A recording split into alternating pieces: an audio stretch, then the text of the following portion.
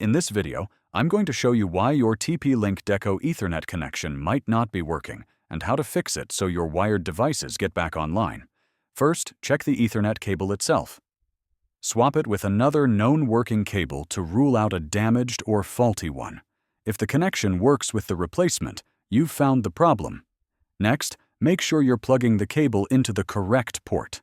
On most Deco models, either port can work as WAN or LAN, depending on configuration, but the main Deco must have the modem or router connected to the WAN port. If you're connecting a wired device to a satellite Deco, confirm in the Deco app that the unit is online. If the satellite isn't connected to the main Deco, the Ethernet port will not pass internet.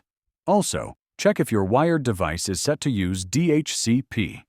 Static IP settings that don't match your network can block the connection. Go into your device's network settings and choose Automatic IP Assignment.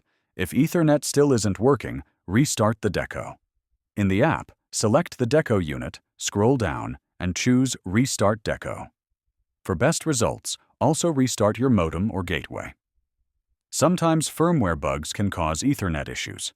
Open the Deco app, go to More Greater than Update Deco, and make sure all units are running the latest version. If you're using a managed switch between the Deco and your device, test by bypassing it. A faulty or misconfigured switch can block traffic. As a last step, try a factory reset on the affected Deco by holding the reset button for about 10 seconds, then set it up again in the app. If this video helped you, please like and subscribe to the channel.